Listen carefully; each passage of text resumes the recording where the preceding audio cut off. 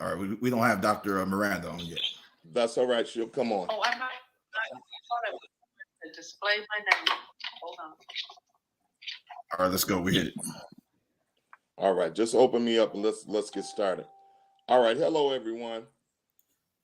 Happy Easter weekend. Open me up, Gene. Thank you. All right. Hello everyone, and happy Easter weekend and happy Resurrection weekend. We Hotep Christian Services, please mute yourselves. Hotep Christian Services, Inc. We come to you in joy and in spirit this Saturday morning at 10 a.m. I'll wait until you get, This reminds me of that song, Waiting on a Woman. You got us today, Dr. Miranda. I've as my better half, I've learned to develop a peace of mind with this. It's always worth the wait. Always worth the wait. To have our flower is now with us at 10:06. And so, are you guys ready? Yes. All right. Yes. Yes. All right. I will start again. Hello, everyone, and we welcome you to our broadcast, the second in our series on the Black family. I wish everyone a happy Easter and a happy Resurrection weekend. And thus, our theme today, resurrecting the Black family through mental wellness. Our theme this year with Hotep Christian Services is It's a Family Affair. We wanted to take a deep dive into the issues that are challenging the Black family. Our title, Resurrection, has to do with the resurrection of Christ, because as we celebrate the resurrection of our Savior, Jesus the Christ, this is the same focus that we have in mental health. It's a challenge with baptism and resurrection, the challenges of life, being resurrected again, dying to the old self and being born again to the new self. So it is with our organization's mission. HOTEP is an acronym for HOTEP, Healing Ourselves Through Excellence and Preparation, Christian Services. It's also in honor of the first multi-genius of Egypt, Imhotep. Our objectives have to do with our four pillars. We have the first pillar as an annual conference. That's a scholarly interdisciplinary conference, and you're in for a treat today. Our second second pillar is the providing of community mental health services to at-risk African American males and their families. Our third pillar is a conference journal, a scholarly conference journal where we not only present orally, but we also leave a written footprint. And our fourth pillar is advocacy for issues of concern for our community and those who can't speak for themselves. This year, I have to give great thanks and appreciation to our panelists today, who are also board members of HOTEP Christian Services. We have founding members here. Our first year in 2009, for our first conference, our four panelists, Dr. Miranda Hill-Jones, Dr. Eugene Herrington, Dr. Eugene Boger, or Pastor Eugene Boger, Dr. Moses Woodruff Jr., and myself began in Atlanta, Georgia, with a conference reclaiming the greatness of the African American family, church, and academic village. And with that, we continue that framework. I have so much appreciation for them because not only did we do one conference this year, but we have committed to doing 4 webinars, each with a different challenge that the Black family faces. The first webinar was in January, where we dealt with the changing shape of the Black family, the reasons why, and some solutions. Today, we deal with resurrecting the Black family through mental wellness. We will have another one 3 months from now and another one in November. And so with that, I want to begin today because as full circles go, we lost a great redwood on Thursday, and his name was Dr. Thomas W. Cole Jr. Dr. Cole was not only my president, at Clark, Atlanta, as I did my graduate work. But he was also my cousin, uh, a close cousin, through his wife, Judge Brenda Hill Cole. And as he passed yesterday, on Thursday, this is Saturday morning, it's a full circle dynamic because our elder spokesperson today is Dr. Eugene Herrington. And there we have it. And as Dr. Cole passed, um, I could only think of 30 years ago in 1992 when Dr. Cole told me, as I started my doctoral journey, stick with Dr. Eugene Herrington because he's a good, solid guy. You may not always be able to get to me, but get to Dr. Herrington. Dr. Cole was the founding president, first president of the unification of Clark College and Atlanta University in 1988. He was not only a president of Clark Atlanta University, but he was a great chemist with many patents. He also became a president of the Interdenominational Theological Center, which was the place where Dr. Woodruff and I went to school, and Pastor Boger currently goes to school. He was just a community servant who committed his life to serving African American young people and creating leaders that now span the world. So I just wanted to, as we begin today, take a moment to give honor to him and do this particular presentation today in his honor, because I wouldn't be presenting to you today if Dr. Cole didn't step in and guide me toward academia. He was the one who recommended I get a PhD, and the one who recommended that I listen to and allow Dr. Herrington to mentor me. And now it's just timely because as we come to this moment, I am now coordinating Dr. Harrington's 30-year retirement party, May 27th in Atlanta, and during Holy Week. And as we're planning for that, Dr. Cole goes to be with the Lord. So again, I'm going to give a brief introduction of each of our presenters. We're going to stick with 10 minutes apiece so we can be out of here by 11 o'clock. And it is now 10:13. I've used basically my time. But I want to first introduce each one of our speakers. And our first speaker for the day is Dr. Moses Woodruff Jr. He is a pastor in the North Georgia Conference of the United Methodist Church in Griffin, Georgia, and Faith United Methodist Church in Griffin, Georgia. He's been pastoring for over 37 years. He has a doctor of ministry from the Interdenominational Theological Center, and he's my classmate from the class of 91, where we, 30 years ago, we graduated with our Masters of Divinity from the ITC. Good friend. Our second presenter will be Dr. Eugene Herrington. Dr. Herrington has a PhD in social work. He is a licensed professional counselor. He also has a Master of Divinity in the science of mind. He is a great orator, a great leader. He was also, he taught for 10 years at Clark Atlanta University in the School of Education. He founded a substance abuse and mental health program at the University of Arkansas at Pine Bluff for 2 years. And then he went to Morehouse School of Medicine, where he served for 16 years as a professor of psychiatry and a professor of spirituality in Morehouse's School of Medicine, while jointly running the Historically Black College and University Center for Excellence that promoted capacity building in HBCUs across the country for 16 years. And that was a powerful SAMHSA, Substance Abuse and Mental Health Services Administration grant.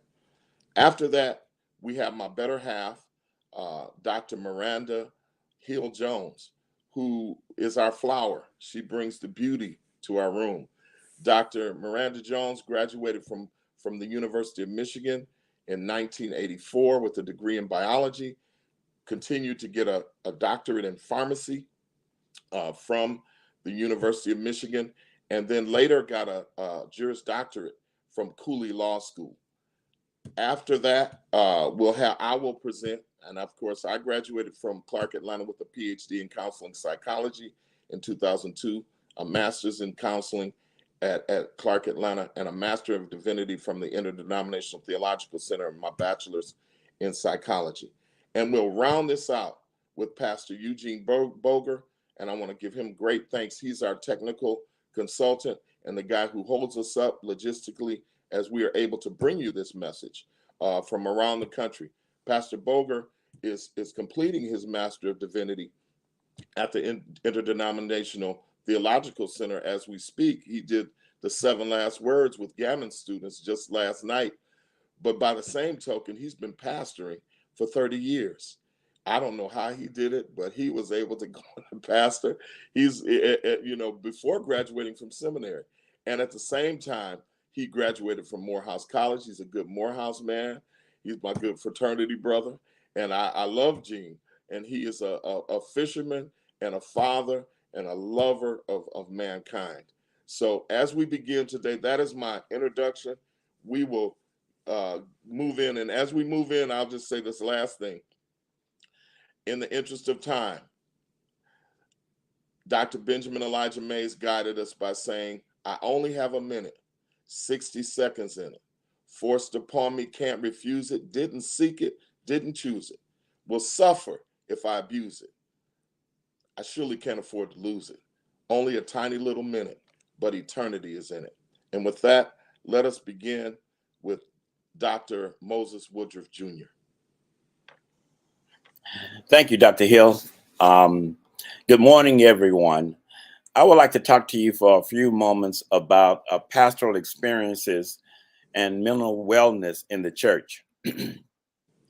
When discussing the mental health needs of the church, it is impossible to hold a discussion on wellness and not discuss those same requirements of the pastor. From the beginning of my ministry, I've advocated seeing a therapist periodically, if nothing else than to bounce things off as a checkup. It has proven to be very helpful, so much so that when I needed therapy, from the death of my father to experiencing personal trauma and pain in the church, the death of 3 children, and then later on divorce, those regular checkups proved to be very helpful in clearing the path to wellness, and eventually those of the congregations to which I served. As pastors, we are often first responders to mental health issues in the Black community. How can we lead if we are not willing to sit, listen, and learn? How can we help others if we do not seek help for ourselves? If I had not done so, my personal ministry would have been negatively impacted or with disastrous outcome. Yet, in answering my call to ministry over 37 years ago, I've seen a lot in the life of the church. I've had to give pastoral care to issues such as depression, trauma and pain, dysfunctional family issues, transference, alcoholism, drug abuse, family violence, post-traumatic stress disorder, and many others. The average pastor is not equipped to handle such issues. So no matter how spiritual they are, they find themselves lacking. And these concerns weed themselves not only into the life of the family, but well into the church itself. Untreated issues alter the effectiveness of the mission of the church as well. How many endeavors have been delayed or dropped due to maladjusted mental capacities or incapacities? And with the onset of COVID, the Black family, as is true of all other families, are increasingly challenged with increasing economic, financial, and societal pressures. In spite of these issues, the Black church has been and still can be a great resource. But one of our major obstacles is dealing with the stigma of mental health issues and mental wellness. Due to past and present experiences with institutionalized racism in America, Black church leadership and their members have been apprehensive to collaborate with mental health agencies. With all of these issues confronting the Black family, the last thing in dealing with mental wellness is for the church to treat mental illness as a punishment, which has happened all too often. All too often in the Black community, if you have a problem, you're told to go to prayer, and there's nothing wrong with prayer. If you have a problem, go to God, and there's nothing wrong with going to God. And if you seek outside help, it's because you're weak and not trusting God. When in fact, God may be sending the outside help to assist us and directing our paths.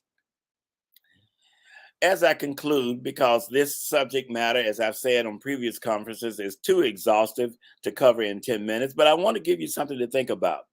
I want to propose 4 remedies in dealing with wellness in the Black church.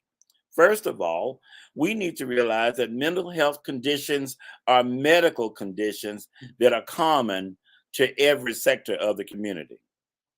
2, faith communities should not replace trained mental health services, but work to support them, to work in conjunction with professionals. Invite professionals to our church to talk about these various topics. 3, speak up. Often family members are told to keep their problems to themselves when ignoring the problem will not help. And 4th and finally, believe people when they tell you there's a problem, especially when they own up to those problems, those issues. The Black church has always been there for the Black community. The Black church will always be there for the Black community. And I hope that I've shared some things with you that will give you food for thought. Thank you so much for your time this morning. I turn back into the hands of our moderator for the next speaker.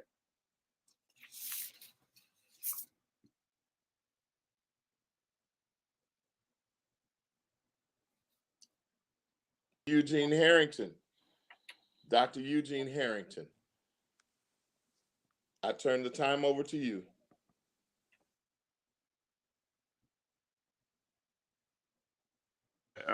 Said a lot of things that I would say as well, but I want to start with according to the Christian sacred text of the Holy Bible in the Genesis chapter, we were made in the image and likeness of God, and everything God created was good and very good. Now, if everything was created very good, mental health was not a part of that. And I continue that the creation of the human body is a magnificent creation, is greater than anything. How magnificently we are created. We have all kind of organ systems and brain connections that help us to survive and remember things. The hippocampus and the limbic system are the memory systems in the brain, and it remembers everything. And I must say, in the creation of this human body, the body is intelligent. It actually remembers everything that we do, and sometimes unconsciously we can't record what has happened to us, but that memory is still there. And I like to start to say this: if we begin rightly with anything, it would end rightly. So there's a thing called genes and epigenetics, and these are the genes in our human body that remembers and talk to each other. And those genes never die. They're always with us. They're always communicating with us. And some of the behavior that we do because of this epigenetic gene creation and communications.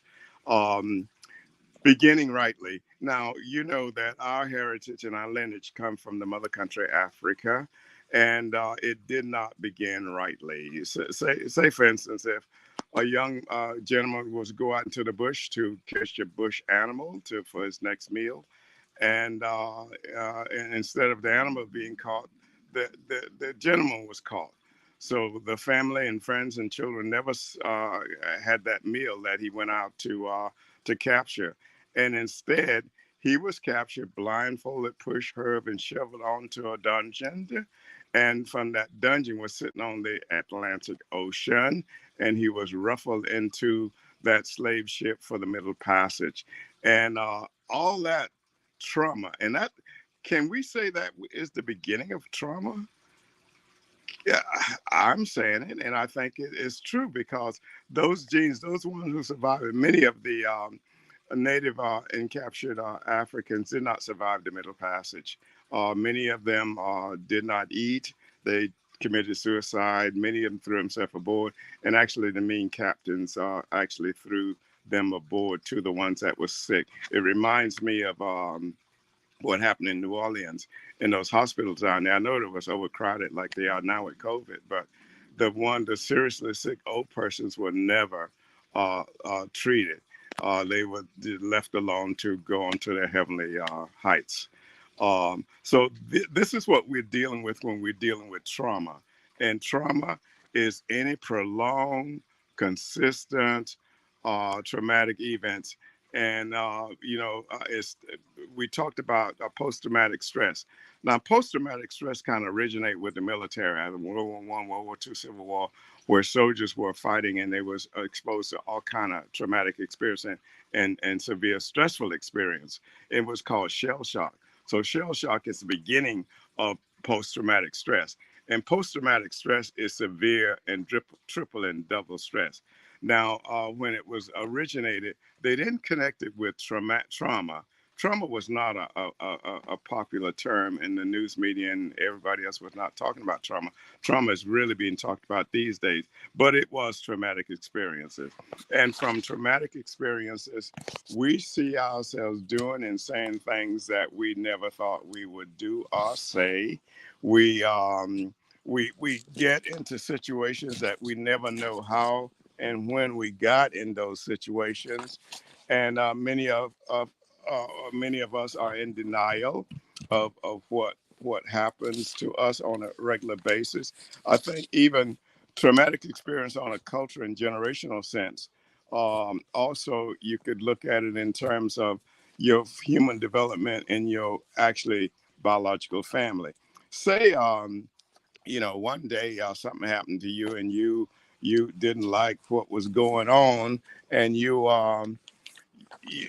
know something was wrong, and later on in life something else happened to you, and you say, well, this is bad, and then the last time something happened to you, and say, well, I really don't belong. I'm out here in this world by myself. We are all sitting on those kind of experiences. They're unresolved, unrecognized, untreated, never treated, and if they were treated, they were badly treated. Many of us go into things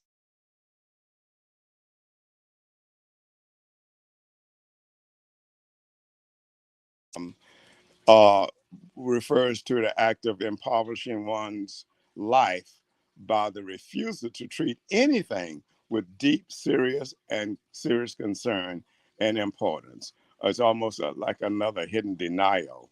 Um, the other thing that people can go into, we call it the Jonah complex, and the Jonah complex refers to the refusal to realize one's full capacities.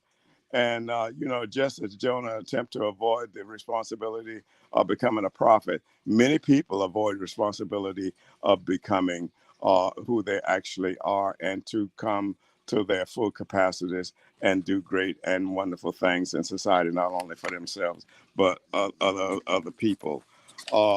There's a few other things I like to say, and that is many folks are in denial about trauma. So trauma can affect the body in many different ways. And like I said, the body remembers and the brain remembers because the hippocampus and the limbic system is in the brain that remembers. But oftentimes when we are so stressed out and have so much stress and denial and refusal and trauma affecting us, um, the hippocampus kind of hijacked the limbic, the brain center, that the executive part of the brain. So we end up minimizing things that we normally wouldn't minimize. We ignore the impact of trauma, whether it's large, small, because generational trauma affects all of us. Or we do some things like derealization. We just don't want to realize what is seriously happening.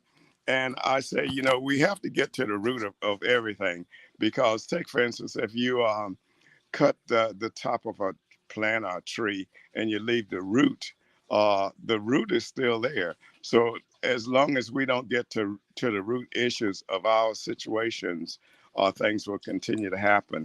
And I must say that when the brain is so stressed out, the immune system can't function, and often it will turn on us and turn on. The immune system goes against protecting us to fighting us, and things like lupus and other kind of major diseases and so forth. Now, with all this trauma affecting us and not treated and not taken care of, we have a heavy load that we're dealing with. And with heavy loads, it appears that little things that happen to us tend to be large and huge, and it takes us down. Many times we see where a disease comes out, and they say right away that the African Americans will have it strongly than other groups. But I must say we are not the only one that feels trauma. The people that put us in trauma as well. Of course, the Jews went through trauma, and I think Ukraine is going through trauma now as we speak. So trauma is important. Please do not relegate it to some lesser importance.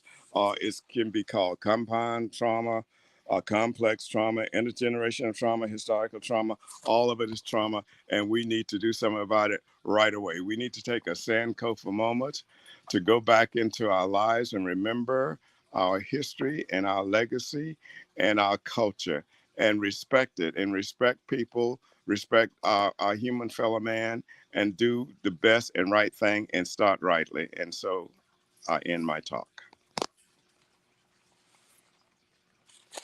Thank you. And if we're still there, I must say that man is not physical, man is spiritual. And that's the ending of my talk. Thank you so very much. Okay. Dr. Herrington and Dr. Woodruff, those were very powerful, very powerful, very powerful. Now, I neglected to say, thank you very much. Dr. Miranda Hill-Jones also has served as a pharmacist, a scientific writer, and she has also worked as a scientific writer for a major pharmaceutical firm. She's been a practicing attorney as well since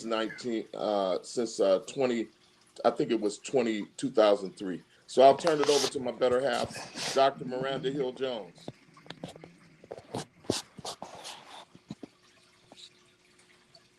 Turn your mic on. Turn your mic on. Hang on a second. It's on, but I can't. Oh, I thought my mic was on. I can't hear the rest of the people. It's on now. It's on now. Go right ahead, Dr. Hill-Jones. And you guys unmic yourself, please. Okay, I thought my mic was on. Is it not? Can anyone hear me? It's on now. It's on now. Okay, thank you so much. Thank you for this opportunity to discuss with you today about chemical therapy. I can see them, but I can't hear them. For mental wellness in Black families. And I just wanted to say, with regards to Dr. Woodruff and Dr. Herrington, oftentimes when you're presenting and you're thinking about your portion of the contribution, I love what you both have said. And in fact, you've helped to almost re-dissect what I'm going to speak about. Because with regards to the chemical therapy portion, just want to acknowledge the value of knowing our history. Not only knowing mankind's history, but knowing our history in that place as well. So to kind of support what Dr. Herrington was speaking about is, keeping in mind about trauma and how we've come to normalize some things based in our environment, whether or not genetic and environmental, and also our needs are oftentimes to even self-medicate. So first slide. So throughout history, from about 8,500 to 4,000 BC, mankind has explored the use of plants and fruits in search of ways to cope with the environment. And as a result, by serendipitously, had discovered the mood-altering effects or qualities of these plants in the fruits. And this is what led to a lot of cultivation to our psychoactive drugs that we have today. And in search of that was designed to help reduce pain, to alter the mood, to escape boredom, to even treat mental disorders, and to stimulate creativity, and even change one's perception of their reality chemically. Throughout times going into ancient civilization, the discovery of opium, alcohol, marijuana, peyote, mushrooms, and cocaine, and continuing uses for shamans, for witches, and medicine men throughout history, and then continuing further in the next slide, with the same slide there, tobacco, coffee, tea, distilled alcohol beverages, opium smoking, and then the development of the hypodermic needle has brought about with synthesizing heroin from opium. And to modern day, as we speak now, we have synthetic chemicals, the marijuana, methamphetamines, Vicodin, fentanyl, in addition to our psychotropic drugs, our antidepressants, antipsychotics, and the like, our hypnotics and our sedatives. So going to the next slide.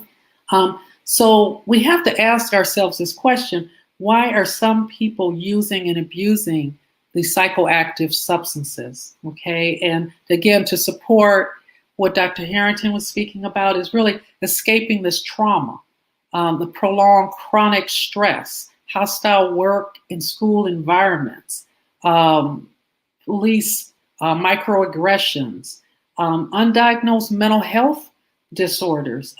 Oftentimes, the brain is a powerful organ. It is a power.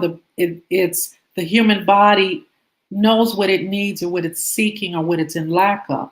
Oftentimes, people may resort to the self-medicating because of an undiagnosed disorder, sometimes due to the hereditary conditions. Also, drug-induced addictions, and the misbelief that prescription drugs are safe.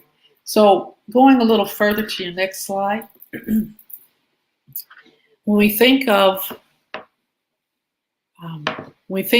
some of the causes, mental health conditions, and causes of depression, including that of divorce, separation, grief, oppression, racism, violence, and disparities. And so we'll focus, because of the limited time, we'll focus primarily on depression. Okay, next slide. Okay, there's different types of depression in which we utilize our chemical therapies for major depression, chronic depression, atypical depression, bipolar, manic depression, and seasonal depression. Okay, next slide.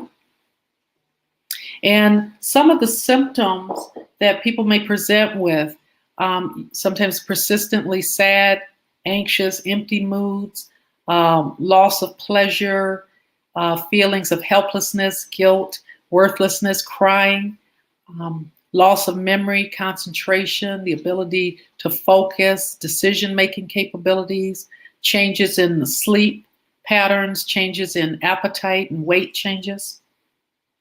And there's a whole host of other symptoms as such. Next slide, please. So then when we start talking about how do we diagnose before we begin to treat, we need to look at really getting extensive patient and family history. This is real crucial, especially for us as African-American individuals and families. Oftentimes there can be a hereditary component.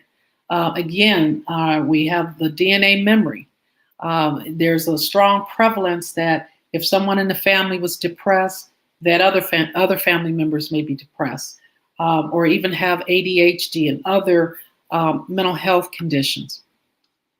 Also taking a history of the current medications, if people are self-medicating or not as well. Next slide. So again, we think back to some of the causes of depression, genetics, death, abuse, medications, grief, oppression, racism and violence, disparities, also being overrepresented in jail, in prison. Oftentimes, this is where we have a much higher population represented in jails and in prison, and this is oftentimes the first place that sometimes mental health treatment ever occurs. Next slide. So again, as we look at some of these disorders affecting Black families, we know about 25% of adults will develop at least one episode of a mental illness during their lifetime. And about 30 million Americans have experienced major depression. As far as African Americans, we constitute about 13.4% of the population, about 46 million. Of those 46 million, about 7 million have been diagnosed with mental health conditions. Next slide. So when we talk about chemical therapy, today we think of this primarily focusing on antidepressants, antipsychotics, and anti-anxiety medications that are used to treat and stabilize mental illness, or wellness rather. These medications are also classified as psychoactive substances because they affect the central nervous system by helping to restore the balance of neurotransmitters such as serotonin, dopamine, norepinephrine, epinephrine in the brain. And so this is a real delicate balance because oftentimes when we think of people are self-medicating with various agents that are psychoactive drugs, but then it's a real balancing act when treating, say, with depression or bipolar disorder, to name a few. Okay, next slide. Here we have a slide that's primarily just listing, there's about 6 different classifications of chemical therapies that are used for treatment in depression. The serotonin reuptake inhibitors, MAO, monoamine oxidase inhibitors, tricyclic amines, serotonin, norepinephrine reuptake inhibitors, norepinephrine, dopamine reuptake inhibitors, and tetracycline, cyclic agents. And next slide. This is just a little depiction here of just showing what the goal of trying to achieve between the neurotransmitters and the catecholamine hypothesis. And the thought or the goal and the rationale of chemical therapies are to increase the amount of neurotransmitters because small amounts of neurotransmitters causes depression. So if someone is presenting with depression and other mental health conditions, oftentimes they may have low levels of these neurotransmitters. So the rationale of the goal of chemical therapy is to increase the amount of these neurotransmitters to help lessen the severity of the mental health condition, as well as to jumpstart the therapy. Oftentimes, there's combination of psychotherapy that takes place with chemical therapy, but chemical therapy is really designed to help jumpstart. But again, there's other modalities to consider when we look at one's home environment, the community environment, and also their predisposition genetically to really develop more of a plan of action. But again, it's really about getting to the root cause of the mental health condition to give an appropriate treatment with regards to chemical therapies. Next slide. And this is just a little depiction here of the selective serotonin reuptake inhibitors. Next slide. And there's a whole host, some of which may be familiar. Celexa, Lexapro, Prozac, Paxil, Zoloft. And next slide. And I'll just skip that slide, go to the next slide. Okay, and like anything else, there is a risk-benefit factor to consider in terms of you always want the benefit to outweigh the risk, but every drug and even food substances all can have a potential side effect. And certainly the chemical therapy agents also can have some side effects, such as nausea, vomiting, drowsiness, headache, fatigue, apathy, loss of pleasure, even suicidal thoughts, headache. So again, this is where a real need to balance the benefit versus the risk is very crucial, along with making other changes for the wholeness of the person. So in the interest of time, I would go ahead and turn this back over to our moderator, and I'll look forward to continuing our discussion on other areas of interest. Thank you. Wonderful, wonderful. This is amazing. In the interest of time, I will go on, but our goal is to implore the importance of mental health and wellness for the Black family.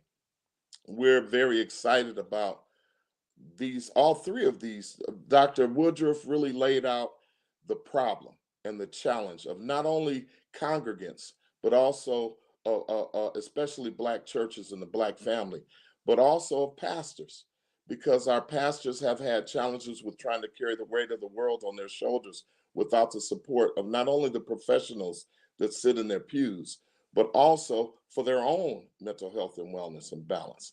And then Dr. Herrington, he took us all the way back to Africa, and from the shores of Africa and West Africa and the trauma that we have not dealt with. We have 250 years of slavery, which included trauma. And that unfinished business we have is something we walk around with. We're the only group of people in America that has not been apologized to. And Dr. Miranda Hill-Jones then brought us to the importance of psychotropic medications. As we began working with families, when we began HOTEP, she would come in and speak to families who had children who were undiagnosed. And when they were diagnosed, they were afraid to allow them to be prescribed psychotropic drugs.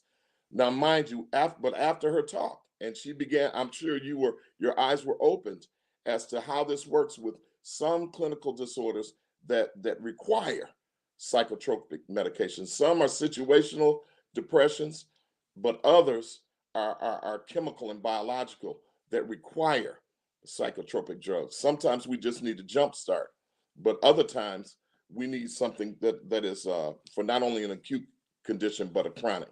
Now, my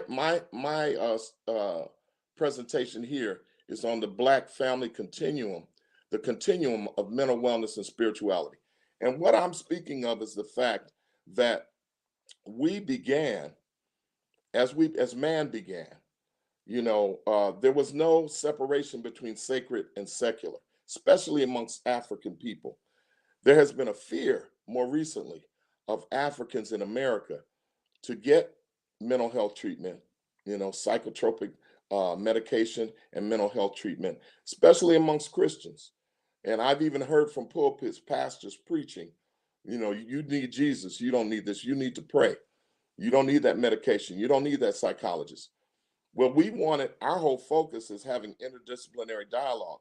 And when we would have a family where a child was diagnosed with ADHD or some behavior disorder, and the physician had prescribed meds, and Dr. Miranda would come in and begin to talk to them, we were able to help them make that leap beyond their fears to utilizing not only talk therapy, but also medication. So this continuum of theology to modern psychology, the original study of God begins thousands of years ago. And while I was teaching graduate students psychopathology at Texas Southern University from the Oxford Manual of Psychopathology, I ran across a name, Chancellor Imhotep, as the first psychologist. Chancellor Imhotep was born 29 years before Jesus Christ. In 28 BC, he had the first diagnosis. So if we think that modern psychology is the brainchild of Sigmund Freud, we're wrong. His first diagnosis back then, around the time of Jesus, was dementia, which we now call Alzheimer's. And then after that, depression. He called it melancholia. He was also the first physician. He was the one that Hippocrates bowed to. And Hippocrates, he wrote sacred wisdom texts that Hippocrates used to create medicine, what we know it as from the Greek tradition. He was the first architect. He was a chancellor to Pharaoh Boger and built his pyramid. He was also the first pharmacist. He had 200 medicines that he created from the ground that we were able to use psychotropic drugs back in 2028, during Jesus's time. So when we walk up, and he was the high priest of the sun. So let's look at this continuum that we have. When we begin the continuum, there were many gods. And if you go through the Old Testament and even the New Testament, as we walk towards the resurrection of Jesus Christ, you know that Paul and the apostles, they were battling all these other foreign gods. They were the ones who moved us from the many gods to the one God. They called him the living God. As David fights Goliath, he fights for the living God, and the Canaanites and all these different groups. The Greeks had Aphrodite as a god, and they had Zeus and Poseidon. It begins with what the Oxford Manual of Modern Psychopathology calls the mythological period. Many gods. The Egyptians had Isis, Horus, and Osiris. This original trinity of a mother, father, and a child. See, the African gods didn't have a patriarchal god that was a he. They always had a god their god had a male gender and a female gender. There was a mother and a father. So the Egyptians had Ma'at, and they had all of this. But again, in Judaism, the Jews had many attributes for God too. They were simply attributes for the main God. You see, the Egyptians, it was in Africa, our ancestors came up with this theory of one God, monotheism. If we go to Old Testament, we have El Shaddai, we have Elohim, we have Jehovah Jireh, we have Yahweh, the one who takes your breath away. So we have many gods, and then we move to one God. And we say, okay, there's this one God. We go from Old Testament, and then that one God manifests in Jesus Christ in the flesh. And the word became flesh and dwelt among us. Now we have Jesus Christ, and we celebrate his resurrection on this weekend. We had a great debate amongst ourselves this weekend. As we changed the name of this presentation from the Black Family and Mental Health and Wellness to Resurrection, we had a debate amongst ourselves. And they said, well, how can you say it's resurrection? Well, if we don't know that resurrection is a part of mental health and wellness, then why do we go to church? Resurrection is central to our mental health and wellness. Jesus, his resurrection means dying to the old self. We're going to be traumatized in this earth. We're going to have suffering. But as we come back around to healing, we move through a process that allows us to be born again here on this earth. You see, Jesus was the wonderful counselor. We call him that for a reason. He was the first counselor who began to ask people, do you want to be made whole? He asked them questions. And then he gave them the credit for their healing. By your faith, you're healed. And he forgave them for their guilt. And this is what we call a situational depression or situational anxiety. So ultimately, Jesus Christ begins this process. Now, what happened though after Jesus was the despiritualization of the world. When we walk to the 18th century, there was a time period called the Age of Reason. There was a guy named Thomas Paine who wrote a book called The Age of Reason, where he began to look at the Holy Bible, which was written in 1611 and the King James Bible is 1611. In 1794, Thomas Paine writes a book called The Age of Reason, where he begins to look at the Holy Bible as a book of literature, not a holy scripture. And ultimately, that begins the despiritualization of and the divorce of science and spirituality. Science and spirituality were married. Our first universities, Harvard and Yale and all those schools in America, and over, Oxford and all those schools in England, they were founded ultimately by religious men, priests. So professors professed Christ. That's why they were called professors. The first written test was created by the Jesuit order of the Catholic Church, the Society of Jesus. And these missionaries, they would come in seeking to destroy the many gods and replace it with Jesus Christ. And as they moved forward, they realized they needed to accept the cultures of other people. And if they had other gods, they said, that's all right, just come to church. Jesus Christ is the God, so just come to church. And so we moved to this period, but in the Age of Reason, scientists began to say, we don't need that spirituality. We have modern science. But ultimately, what happens is there's a remarriage. After science and spirituality separates, and that's a European dynamic. With Africans, there's no separation between the sacred and the secular. It's all one. But as we move through this period, we come to this common period now. And this common period begins with Sigmund Freud, modern psychology. Freud then reaches to the Greeks in his mythology, and he pulls up Oedipus. And he says there's an Oedipus complex, and an Alexis complex, and a Thanatos complex. And, this is man always reaching beyond himself. The gods of old were always sitting up on a mountain or down in the ocean or in a cave somewhere. They were scary creatures. But Freud pulls us into our ego. And Freud comes up with id, ego, and superego. But he leans on the mythological period.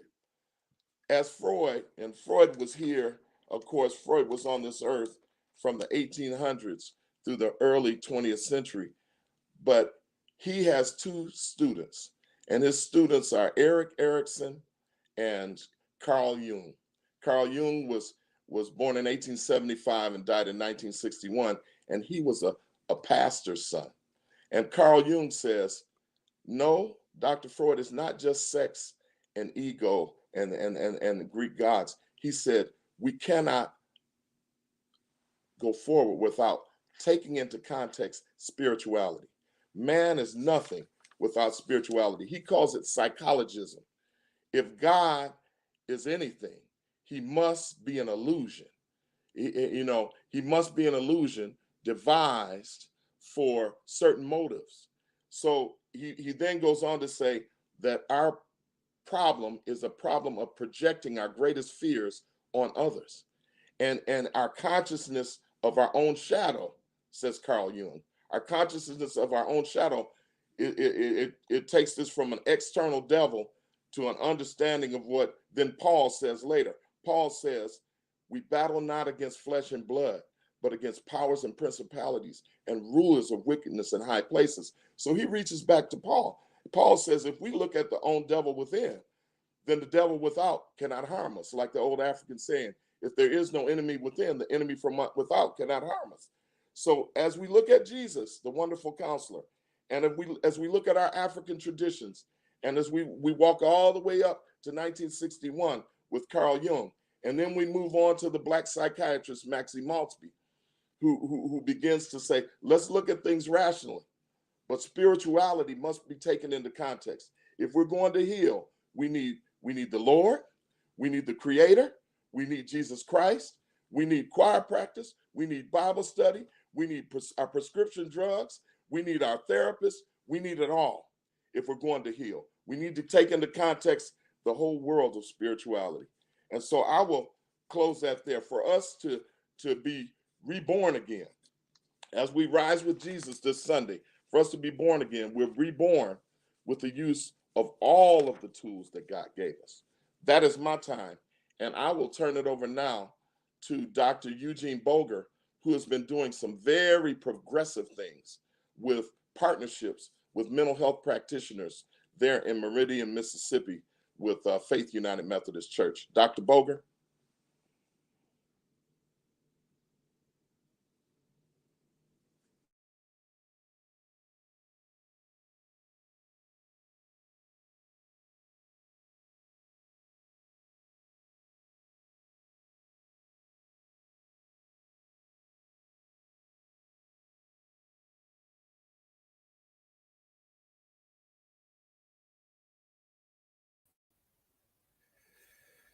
All right. This is good evening, afternoon, everybody. Thank you, Dr. Hood, Dr. Hill, for conferring the doctorate upon me this morning. I'll take it in Jesus' name. So listen, I am, my task is to just briefly present with a few minutes the Black Church and mental wellness partnerships. It's already been mentioned. My name is Eugene Boger. I, just as a preface, I serve two churches in Meridian, Mississippi, St. Paul United Methodist Church and St. Elizabeth United Methodist Church. And in ministry for 20 years, under point in the United Church, I would say ministry since 1991, just in general. And also, I'm just simply mentioning as backdrop that currently wrapping up the Master of Divinity and have developed a passion for the intersection of the church and mental health as a consequence. And that kind of serves as this impetus for, again, me hanging out at the intersection and finding a passion for ways that the church and mental health can partner and why it is imperative to do so. And so that's going to be the basis of this, once again, fast presentation. Here is the context that I want to present. And that is 8.4 million Americans provide care to an adult with an emotional or mental illness. A couple other things I want to share, and this is these statistics are coming from a combination of Pew Research, Gallup, and National Alliance on Mental Illness. That I want us to consider in this presentation is that 1 out of 4 adults suffer from a diagnosable mental illness. So within that, the 84 million Americans are caring for about 26% of Americans who actually have a diagnosable mental illness. Now, I want to couple that with that there are approximately 300,000 churches, mosques, and synagogues in America. This is according to the National Congregation Study, that there are approximately, probably more than or over 300,000 churches, mosques, and synagogues. That within that are approximately 56 million weekly attendees. Now, this is pre-pandemic information in terms of the churches, mosques, and synagogues and their attendees. The last piece that I want us to conceptualize in this part of the presentation is that 46% of Americans actually belong to a congregation. Again, this is actually be 47%. The National Congregational Study, 47% of Americans, and that's actually a reduction. This is as of 2020. So here's where I'm going with this for the purpose of this presentation. You have 1 out of 4 Americans, adults, who suffer from a diagnosable mental illness, you have about 26% of Americans. 8.4 million of those Americans are providing care, which is approximately, according to the statistic, 32 hours a week. That's 4.5 hours a day. Our persons are caring for. These are non-professional persons are caring for people who caring for the 26% of Americans with diagnosable mental disorders or mental illnesses. And within that is approximately 56 million people who are part of congregations. My position this morning or this afternoon is simple, that the church is a hotbed for mental illness. Every congregation part of, we can apply the 26% within the congregation, but either way, in every congregation in America, there is a significant number of people who are suffering from diagnosable, and I would argue unreported mental illness. I keep it at diagnosable mental illnesses. So what do we do with that? What do we do with that? And so my argument this afternoon is that it is imperative that the church partner with mental health professionals in order to be able to adequately debunk the stigma and even address this hotbed of mental illness that exists in the churches. Quickly, they can look at it from internal and external perspective or approach to addressing this.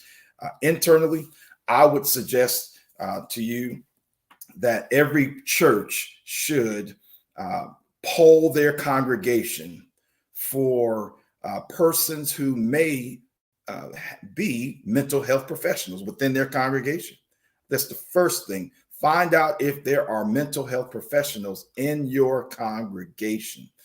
The second offer, and I believe Dr. Woodruff alluded to this, that what the church can internally, in order to partner to reduce the stigma and address this mental illness, is to create wells or create spaces for listening, create listening spaces internally. Whether we have persons who are mental health professionals within the congregation or lay persons who can be trained to listen to members of your congregation.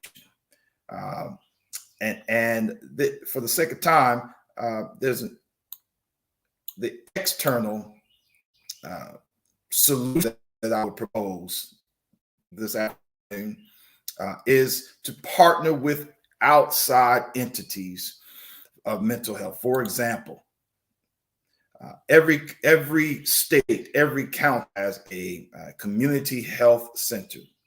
I would encourage you to go to nachc.org and partner or find your community mental health facility that is in your county and extend an invitation or opportunity for those persons to come to the congregation and provide informationals. This will at least open the door to begin the conversation, to have questions answered, and to allow the churches, the persons who are falling into these statistics, to feel comfortable with approaching this conversation.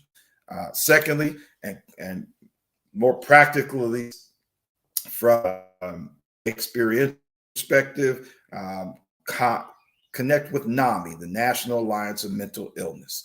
Every state has a NAMI affiliate, and I would encourage our congregations to connect with those.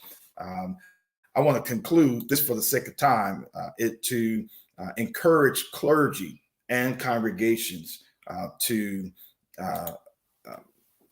my favorite R word, recently, and that is to refer.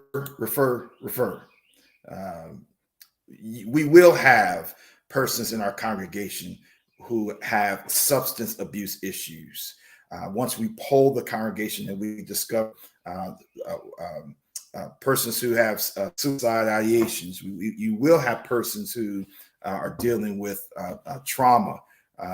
We will have persons who have tried to commit suicide, who are survivors of suicide attempts. And as Dr. Woodruff mentioned earlier, I'm one who believes in prayer.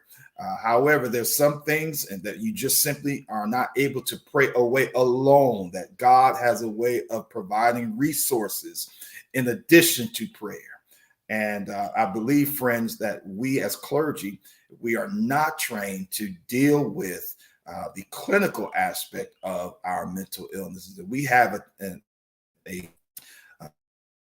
of creating more challenging than we began. So it is imperative that we explore these internal and external opportunities to partner so that we can effectively reduce the stigma that's associated with mental illness, so we work toward wellness, as well as address them within the hotbed or the hot seat of mental illness, and that is the church. Domestic violence, refer.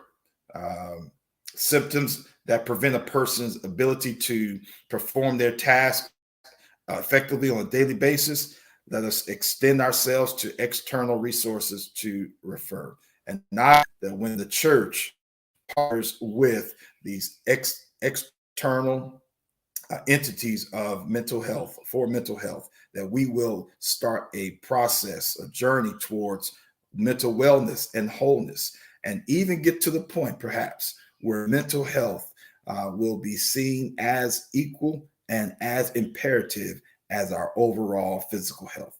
Thank you for this time to share, and God bless you.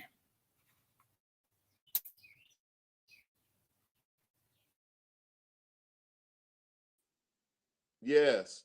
Thank you so very much, Pastor Boger. In listening to you, I'm so glad that you flashed those statistics. This has been a wonderful time today. Yours, not only the data, but your journey. And this has been a journey for us. As we started in 2008, you bring to mind the real issue with the church and mental health and wellness and the stigma.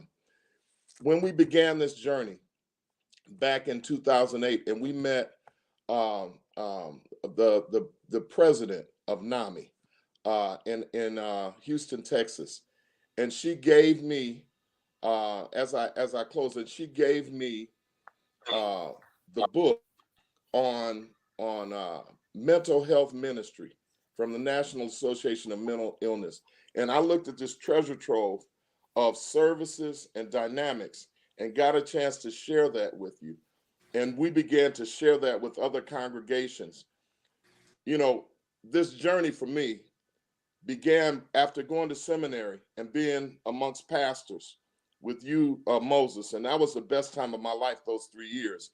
And we just reveled in the Lord. And we were just excited about going out and serving and changing the world.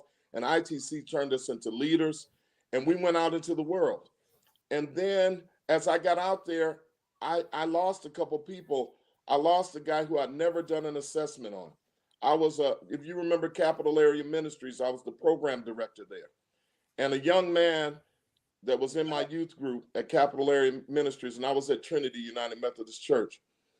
I lost a young man because he committed a crime and ended up in jail. And I had never gone to his house and done a home assessment. I had never done a psychological evaluation of this young man. This was 91. And Dr. Bernice King was clerking with Judge Glenda Hatchett Jones at the Fulton County Juvenile Court.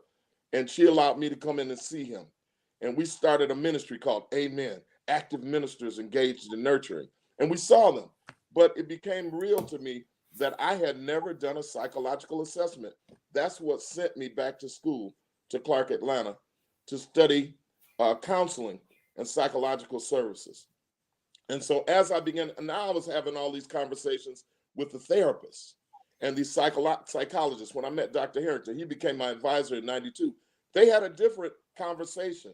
Although Clark, Atlanta is a United Methodist school, they wanted to speak on the scientific framework. But they allowed me to entertain the idea of spirituality. While I was getting my doctor, a PhD, Dr. Herrington went and got a Master of Divinity. And then we had a chair of the department who was an Episcopal priest while being a full Yale-trained psychologist, Dr. Lloyd Williams. And Dr. Lloyd Williams had a way of blending all of that together. And so we were able to discuss that framework.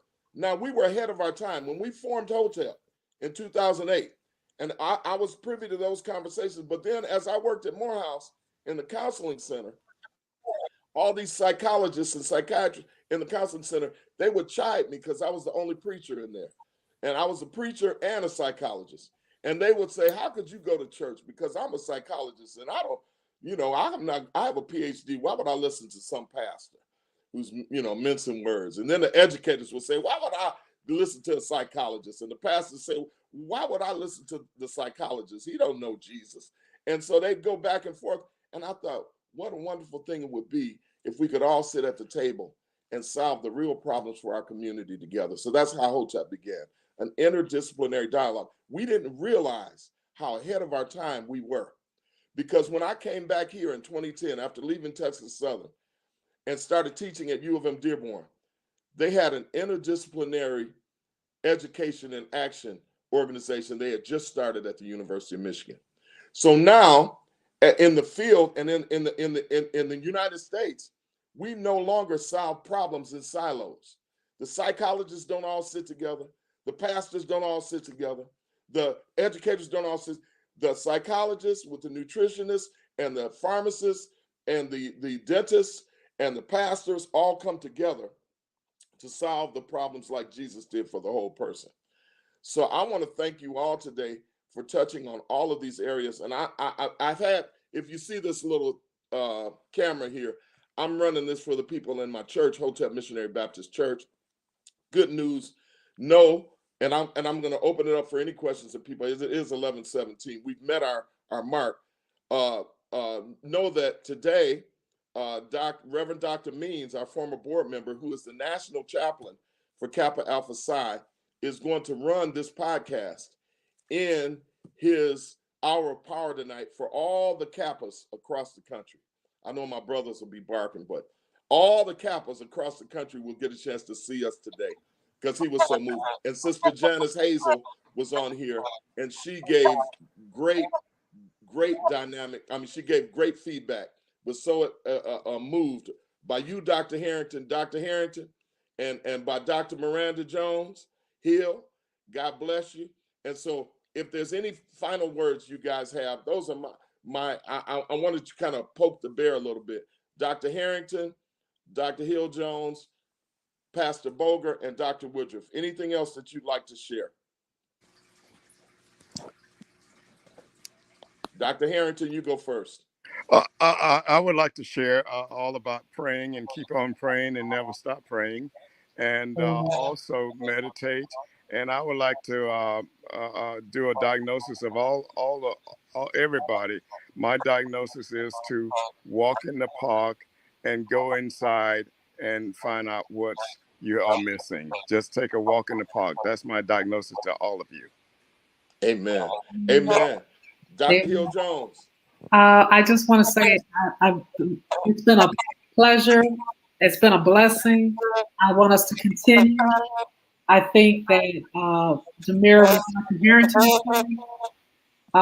Get grounded, be authentic, reconnect and help heal each other. Amen. Amen. Dr. Woodruff.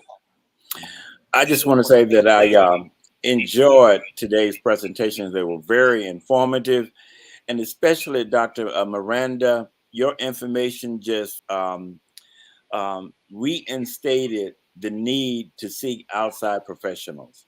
I really enjoyed that information. Thank you so very much. Thank you. Pastor Boger, who called me Dr. Hood. Go ahead, Pastor Boger.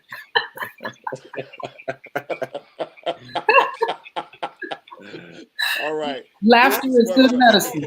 And as Dr. Herrington said early this morning, as we were burning the midnight oil, we were all traumatized by this presentation. But now I see the smiles, and let us continue. We're going to have a 4-month gap this time. We'll present again in August, and so let's continue this deep dive into the family. You've had a pharmacist and an attorney, a psychologist, 2 pastors, and 3 pastors. And so we've had this opportunity. So we thank you. We want you to enjoy your resurrection, the rest of your resurrection weekend, and resurrect with Christ in your mental health. And to all the Kappas out here that are watching this, I say to you, yo, baby, yo, baby, yo. Thank you for watching us. God bless y'all. All right. And we'll see you next time. And if you, and Gene, you will have this on YouTube for those who don't have Facebook. And we'll have a link that we'll be able to share with everyone. Thank you, and God bless y'all. And let us have the rest of our weekend and just enjoy it. We rise again with Christ. God bless you. God bless. You can close us out, Pastor Boger.